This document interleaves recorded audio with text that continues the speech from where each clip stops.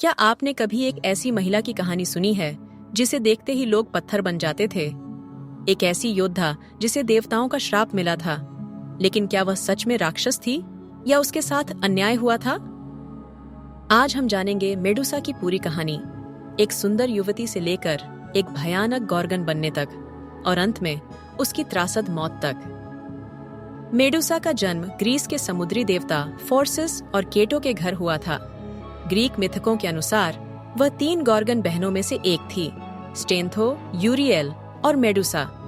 लेकिन एक बड़ा अंतर था, जहां उसकी बहनें अमर थीं, मेडुसा नश्वर थीं। उसकी सुंदरता की चर्चाएं पूरे ग्रीस में फैल गईं और कई लोग उसकी तुलना देवी एथेना से करने लगे। यही सुंदरता उसके जीवन का सबसे बड़ा अभिशाप बन गई। मेडुसा को एथेना के मंदिर में पुजारिन बनने का सौभाग्य प्राप्त हुआ था। वह वहां अपनी सेवा में लगी थी, लेकिन इसी बीच समंदर के देवता पोसाइडन की नजर उस पर पड़ी। कहा जाता है कि पोसाइडन ने एथेना के मंदिर में ही मेडुसा का शोषण किया, लेकिन जब यह बात सामने आई तो एथेना ने पोसाइडन को सजा देने के बजाय मेडुसा को ही श्राप दे दिया। एथेना ने उसकी सुंदरता को श्राप में बदल दिया। उसके सुंदर बाल जहरीले सांप बन गए और उसकी आंखों में जो भी देखता वह पत्थर बन जाता। मेडुसा एक अभिशप्त राक्षस बना दी गई। वह दुनिया से छिप गई, लेकिन लोग उसे खत्म करने के लिए उसकी तलाश करने लगे।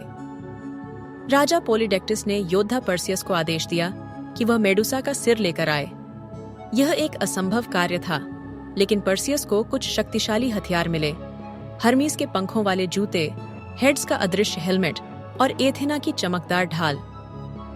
पर्सियस ने एथेना की दी गई ढाल का उपयोग किया, जिससे वह सीधे मेडुसा की आंखों में देखे बिना उसका प्रतिबिंब देखकर हमला कर सकता था। और फिर एक ही वार में उसने मेडुसा का सिर काट दिया। मेडुसा की मौत के बाद भी उसकी शक्ति समाप्त नहीं हुई। कहा जाता है कि उसके कटे हुए सिर से 2 शक्तिशाली प्राणी जन्मे, पेगासस नाम का उड़ने वाला घोड़ा और क्रिसौर नाम का योद्धा। पर्सियस ने मेडुसा के सिर का उपयोग कई युद्धों में किया और अंततः इसे एथेना को सौंप दिया, जिसने इसे अपनी ढाल पर रख लिया।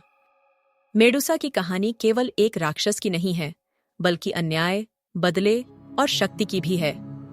वह एक ऐसी महिला थी जिसे देवताओं के निर्णयों ने श्रापित बना दिया, लेकिन आज वह पौराणिक कथाओं की सबसे प्रसिद्ध और रहस्यमयी हस्तियों में से एक बन गई है।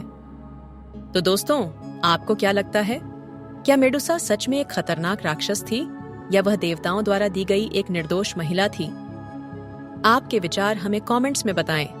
अगर आपको ये वीडियो पसंद आई तो लाइक करें, शेयर करें और हमारे चैनल को सब्सक्राइब करें, ताकि हम आपके लिए और भी दिलचस्प कहानियां ला सकें।